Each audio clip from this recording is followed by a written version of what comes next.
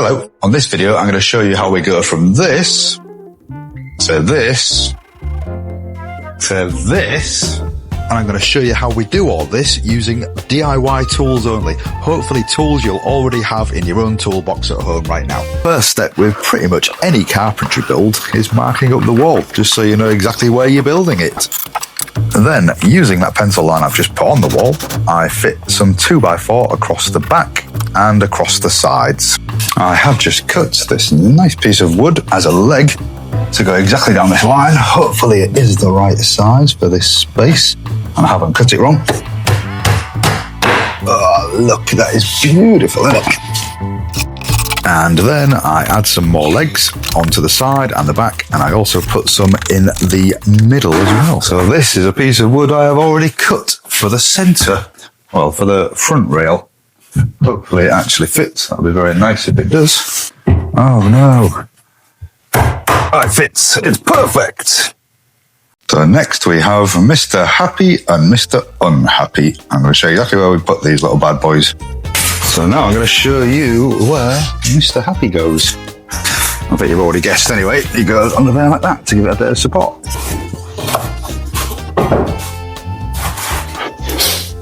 Right in Mr. Happy's eye. Sorry, Mr. Happy. If you are enjoying this video, please feel free to press the subscribe button. I won't charge you. You can press it for free.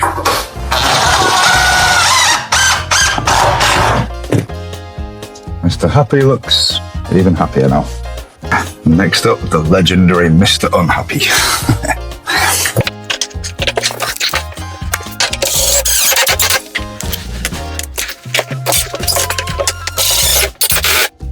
Mr. Unhappy would definitely be very unhappy if he had to hold all that weight by himself, so we do put some extra screws in as well, countersunk and pilot hold as you'd expect.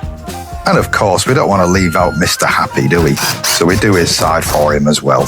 So for this next bit, my client wants a socket putting about there, well actually in the middle. So I'm not going to have space to put a leg either side and have space for the back box and the socket. So I'm going to do this bit, speed it up at 100 miles an hour. I'm just going to get through it real quick because you're probably not going to have a socket in this location, so you don't need to learn how to do it. Just as a little tip for you, if you haven't got a set square big enough, which a lot of people don't, then you can just use one of the MDF panels that you've probably already had cut at the lumberyard to build this with, because they will be a perfect square, and I'm assuming they will be big enough for you to use as a set square. The front of the frame is now supported, and I've also got room for my socket. Back to it then. This area is going to be for the panel that goes on the right-hand side, the blank panel that I showed you on the diagram earlier. And it's also going to be the support for the draw runner for the draw. So this area does need to be strong and level, which is why I'm putting this extra piece of wood in here. The section of wood you see me working on now is actually the section that the draw runner itself will be attached to. So the draw is going to be running along the edge of this one. Yes, correct. You win another Jaffa cake. We do the same again on the other side. Please be aware this video is not endorsed by, sponsored by, or affiliated with Jaffa Cakes in any way. We are just hoping that if we mention Jaffa Cakes enough, they will send us some free Jaffa Cakes. Alright, next job, I need to put some extra supports in for the actual seat platform. And with a wave of my magic screwdriver, the extra supports appear.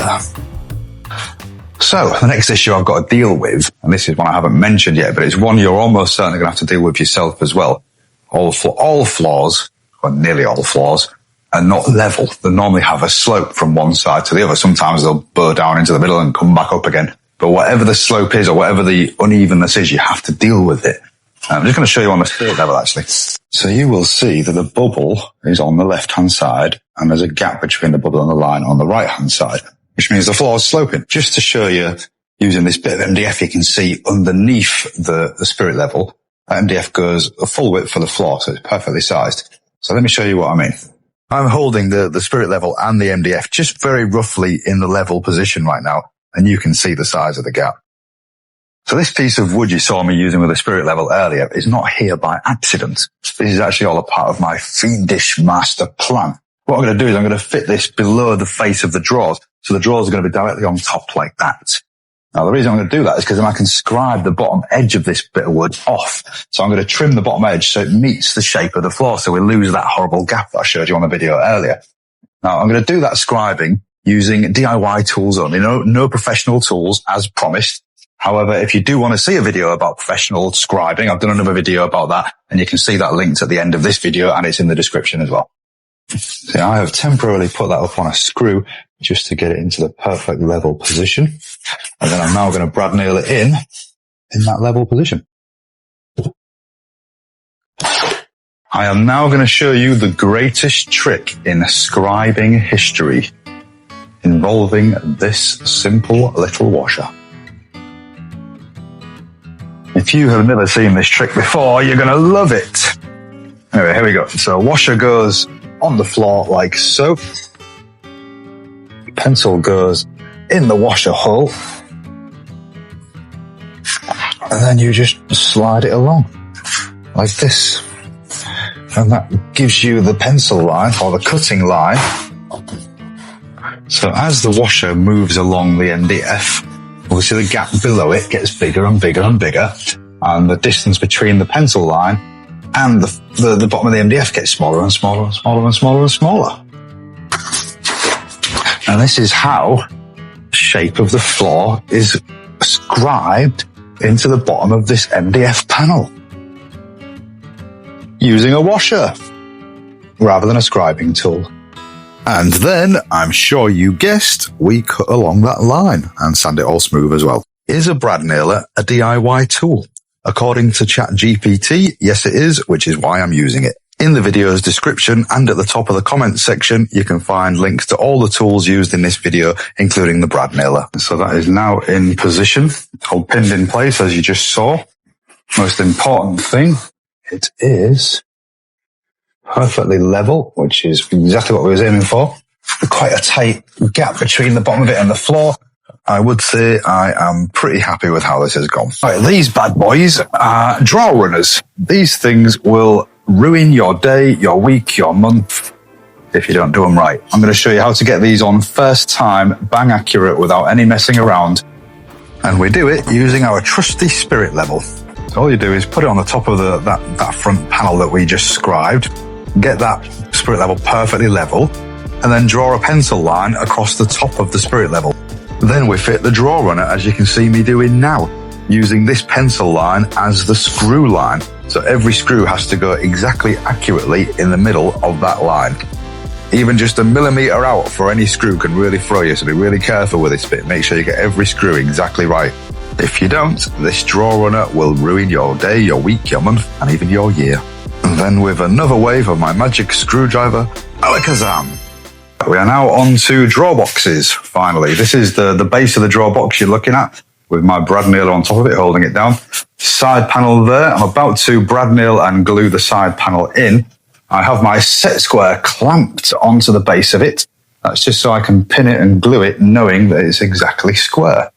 This is a good little trick using just DIY tools that you are welcome to use, and I won't even charge you. You can use it for free.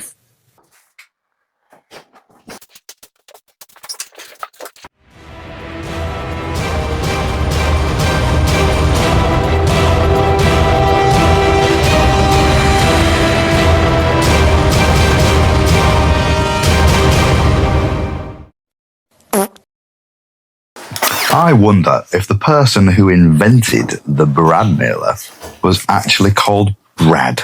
Not going to be English, is he? Otherwise it'd be Bradley. It'd be the Bradley nailer.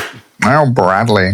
Anyway, yes, I know brads and glue is not enough. There will be more. And yes, I know it's a mess. I've got to clean it up. I have already fitted the other side off camera. You've already seen me do it once. You don't need to see me do it twice. And I'm now doing the back. So glue it and then Bradley nail it in position. I absolutely love my brad nailer.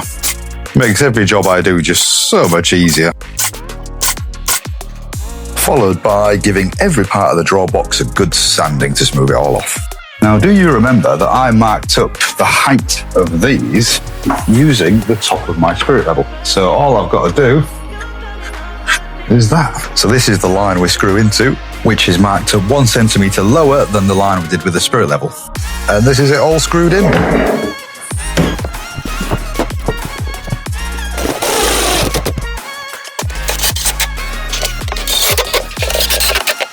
Would you like to see it working?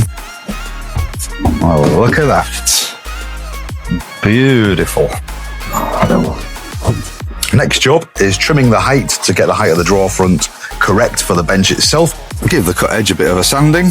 Then we mark up the shape of the drawer box onto the drawer front using a pencil like you see me do now. From that line, we can then work out exactly where we want to drill some pilot holes and countersinks, ready for screws to go in to hold the drawer front in place. And then we say hello to our old friend Mr. Countersink, burn victim from earlier. Go ahead and get the rest of them done as well, of course. Jaffa cake for you, because you were right. We then screw it on. Blank side panel next. I've already cut it to the right height and I've already sanded the edges to round them off to match everything else. Doesn't look pretty yet, but it will. And then with a wave of my magic screwdriver, a centre panel appears. Schniddly bob shabob, a drawer box. Alakazam, a drawer front. And I can't think of any more magic words, but there's a side panel. These magic screwdrivers are very handy. I'm surprised all tradespeople aren't using them. And now I've put everything on and it's all starting to look good, I'm going to take it all back off again. My next job is fitting this stuff, which is a decorative moulding. I'm going to build a rectangle of that on the front of the drawer front, just to make it look a bit prettier. So if you want to see how that's done, keep watching. I'm going to fit this decorative moulding exactly 5 centimetres in from the edge of the drawer front. It doesn't have to be 5 centimetres. You can choose any number you like. That's just the number I chose.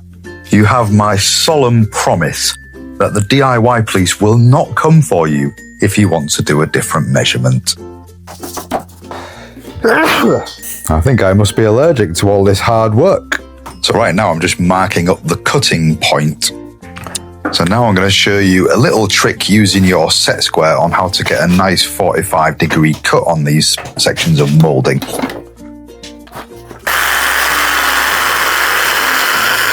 Then we do exactly the same again for the other end. Mark it up and cut it. Now it's ready for attaching. So we use a bit of wood glue first. Get it into exactly the right position and then brad nail it on. Or if you haven't got a brad nailer, just use some little pins. And then, you guessed it, we do it 3 more times to make a box. That is only half the work on the box though. The other half is making it look pretty afterwards. Stating the obvious, but do this for all 4 corners. Then we're on to one of my favourite products, 2-part wood filler by Ronseal. We go over all the brad nail holes and we go over all the corners where the 2 pieces of wood meet each other, just to make it all look pretty. What I love about the Ronseal 2-part is how easy it is to work with. You can use your finger or you can use a filling knife for these kind of things. Also, it sets really hard and really fast. Like literally 5 or 10 minutes, this will be rock hard and ready for sanding. You get some non-2-part filler, you could be waiting hours, or even till the next day before it's dry. I should mention, I'm not being sponsored by Ronseal or anything. I do just genuinely really like the product. I will put a link for the Ronseal alongside all the other tools in the description and the comments as well for you. We are on to sanding, literally 5 minutes later after the Ronseal is dry. So again, just take your time, follow the profile of the moulding. Don't try and sand the shape of the moulding out of the wood. Very happy, looks beautiful. Then it's just a case of screw it back on again. And yes, we're doing the magic screwdriver thing again. So next job then is I need to get this long thin piece of MDF to fit on the top of there. The biggest issue we're going to have is the walls are not square. You see the back of the set square is on the wall there, and look at the size of the gap between the wall and the set square on that side. So the seat platform is going to be bigger on the front and smaller on the back, because it's the same on the other side as well. Another issue we're going to have to deal with, this spirit level is quite tight on the wall at this side. But then as you get towards this side, you can see a gap between the wall and the spirit level. Now I'm pretty sure my client won't want a gap between the wall and his seat platform because it'll look rubbish. So who do we turn to in a crisis like this? Yep, our old friend Mr. Washer. So Mr. Washer's first job is just to put a little mark on the back of the panel, and this will be the mark that we use to do the angled cut from for the sidewall. You'll see what I mean shortly. And then we measure with the set square perfectly in place the size of this gap, which is 12 millimeters. So then we know this is the line where the wall's going to be after scribing. We mark up 12 millimeters on there, like so. Next, I draw a pencil line from that 12 millimeter point to the very front corner, and that gives us the shape drawn on the MDF panel of the wall, the angled section of wall.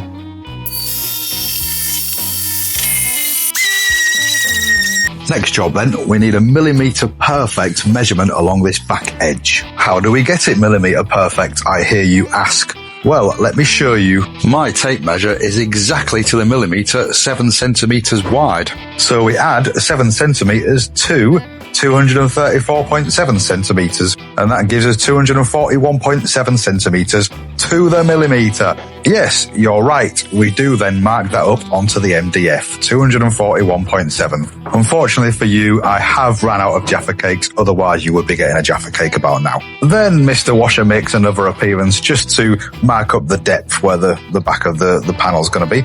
Then, using our set square, just like we did on the other side, we use it to get an accurate measure of the difference between the front and the back of the bench. In this case, 5 millimeters. Now we know the difference is 5 millimeters, we can mark it up and get it cut.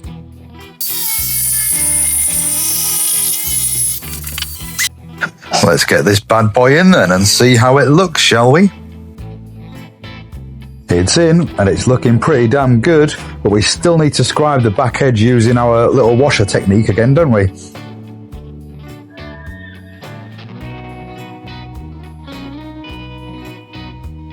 There is quite a gap at this end between the wall and the seat panel, as you can see.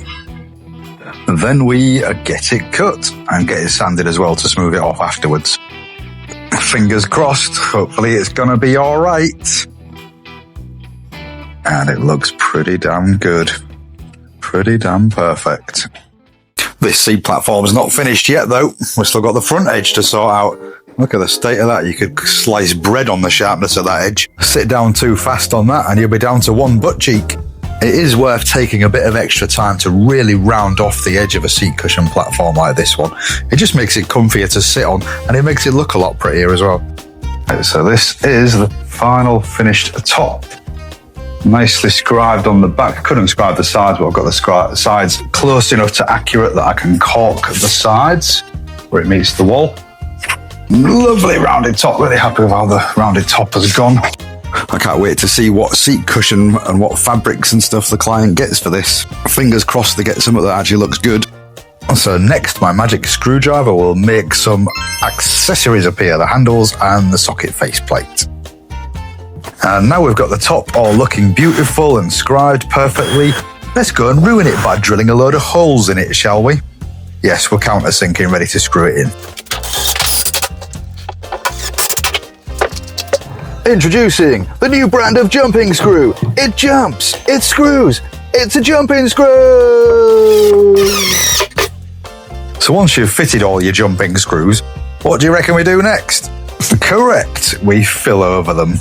Loads of 2-part wood filler that I used earlier in the video over the top of all these countersinks on pretty much every part of the bench, and then we sand it all.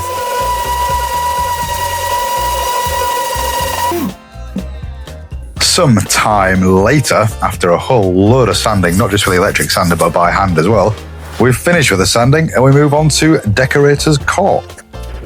If you've not come across caulk before, Decorator's Caulk is a flexible water-based filler designed for going across two surfaces that meet at an angle like you see there, so the seat platform and the wall. We are now ready for painting, and my client's going to take on the painting himself. We're about to break up for Christmas. We've got 3 days left and it's the Christmas period, so I've got 2.5 weeks off. Woohoo! So my client's going to paint it over that period, and hopefully over that period all the seat cushions and the scatter cushions and the back cushion platforms are going to arrive as well. So when I get back after Christmas, I'm going to do another video which I'm going to show you next, and that's going to be the final reveal. It's going to show everything painted and cushioned and looking hopefully stunning. I hope it is going to look stunning. We'll see after Christmas. Well, you get to see in a minute, but I get to see after Christmas. It is now the 30th of January. These seat cushions took just a little bit longer than anticipated. I've been waiting since before Christmas very excitedly for these cushions to arrive. I was such a geek. I've been so excited the whole time. Every week, is it ready yet? Is it ready yet? Is it ready yet? Finally, the moment has arrived. I'm outside my client's house right now, sat in my van. I'm just about to go in. I'm going to take you with me. Let's go and have a look. Here we go. So excited. Such a geek. Such a proper geek. Oh, I like a lot. This is very, very nice. Let me spin you guys around so you can see too. So what do you think, dear viewers? Give it a thumbs up if you think it looks great. I was expecting green for the fabric, not brown, but you know, brown and green work together. They're both earthy colours, so this is a good choice for this kitchen. I also really like the way they've matched the piping to the accessories. They've given it gold piping to go with the socket and the handles. Looks really good, really ties it all in together nicely. And the big question, of course, can you sleep on it? Oh, I reckon I could sleep there easily. So, what are you going to watch next? Top left is a really interesting project from that same job, actually. In the middle is a cheeky little subscribe button, and on the right is my latest video for you to watch.